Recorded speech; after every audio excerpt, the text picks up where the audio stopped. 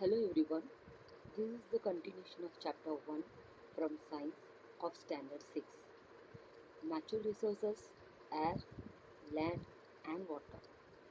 We already finished with part 1, so let's start with part 2. So, in part 1, we all saw about what is natural resources, what is air pollutions, etc. Now let's move on to the next natural resources, that is water. What is water? The clear liquid that has no color, taste, or smell that falls from the clouds as rain, that forms streams, lakes, and seas and is used for various purposes is called as water.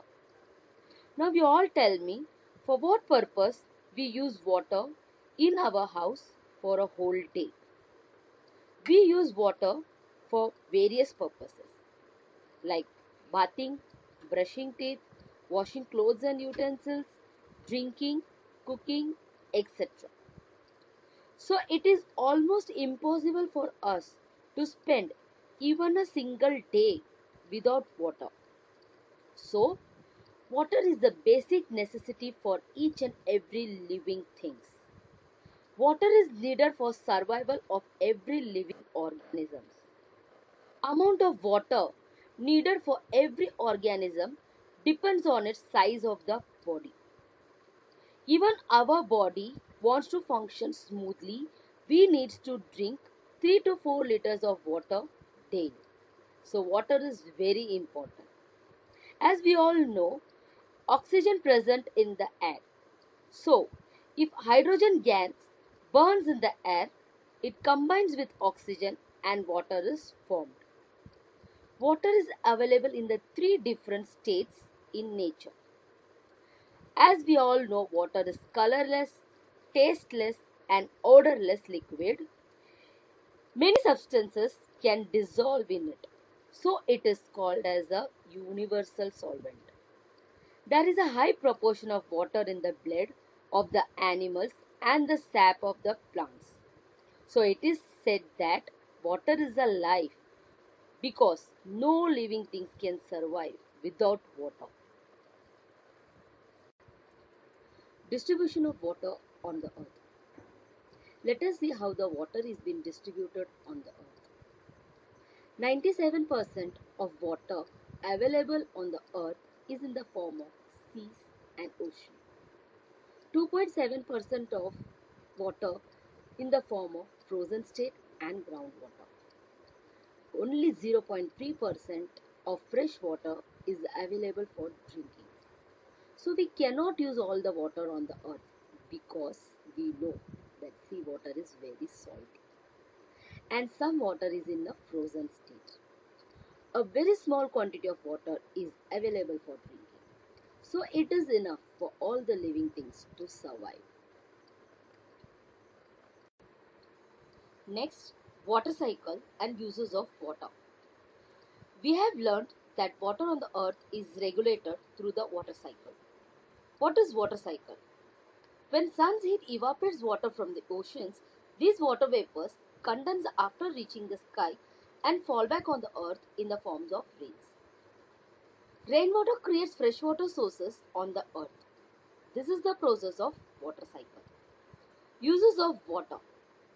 We get water from the natural sources such as streams, rivers, ponds, springs and lakes. Man also digs wells and borewells to lift groundwater. Not only wells and borewells, but also constructed bunds and dams on the rivers. Due to uncontrolled use of water for increasing population, industry and farming, all are responsible for excessive use of water. So, water scarcity has become a very serious problem. Important facts about water. Water should be used sparingly. Sparingly means carefully. By blocking the water, it can be percolated in the ground. Percolated means filtered in the ground. Rainwater harvesting and storing water is the most important way to tackle the problem of water scarcity. Rainwater harvesting means collecting the rainwater directly. This collector water could be stored for the later use. Store water wherever possible. Because stored water does not become stale, it should be reused again wherever possible. The next natural resources is land. What is land? Land is made up of soil, stones and big rocks. It is uneven, hilly in some areas and flat in other areas. All terrestrial living things are given shelter by land. Some small animals dig burrows in the land for their shelter. Man uses land for farming, for constructing shelters and roads. We make use of plants and animals which are found on the forest land. The minerals, crude oil and natural gas obtained from the land are very important for us. So, land is an important resource. Let us see exactly what the land is made up of. Take a transparent plastic bottle, a handful of soil, some stones, sand, some dry leaves and water. Cut off the upper tapering part of the bottle. Put the rest of the materials in the lower part and add water. Stir the mixture thoroughly and put it aside. Observe it the next day. Now look at the picture on your left hand side. You can see the layers of the mixture in the bottle. The stirred mixture got settled down at the bottom of the bottle. You can see the big stones at the bottom. Above that you can see the small stones, then sand, then soil, and at the topmost you can see the dry leaves. Exactly the land on the earth also looks like this. For example, if a pipeline is being laid in your neighborhood, observe carefully the pits dug for this purpose. You will see some layers under the land surface. Now what is layers of land?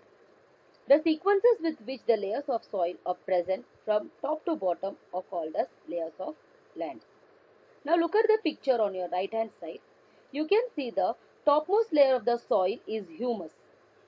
Below that you can see soil, then immature soil, then the layer of the soil and the small rocks, and last you can see as bedrock. What is humus? The topmost layer of the soil is formed by the decomposition of remains of the plants and animals is known as humus.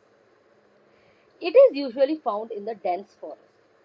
Now next, immature soil. The layer of land which is below the humus is full of sand, soil, small stones, worms and insects is called immature soil. Below this you can see the bedrock. The main minerals of the soil are found in the bedrock. The type of soil is different in different regions. So the color and the texture of the soil are both determined by the bedrock. The process of soil formation. The soil on the land is formed by the natural resources. This process is very slow and continuous. It takes about thousands of years for a 2.5 centimeter thick layer of mature soil to form. The biotic components of the soil are supplied through the weathering of the bedrock. Due to the heat, cold, and water of the sun, wind, and rain, the bedrock breaks down into pieces. From these pieces, stones, sand, and soil are formed. Not only that, even microbes, worms, and insects are found among them. Rodents like mice and rats are also found here. Due to the human activities and natural calamities like floods and storm causes destruction of soil. For the conservation of soil and for prevention of soil, the best remedy is to increase the green cover of land. Erosion of land is reduced if grass, trees, bushes are grown in it. Now, let's move on to the next thing, fossil fuel. What is fossil fuels? The forests on the land were buried underground due to the upheavals caused in the earth's crust in the past. This happened many millions of years ago.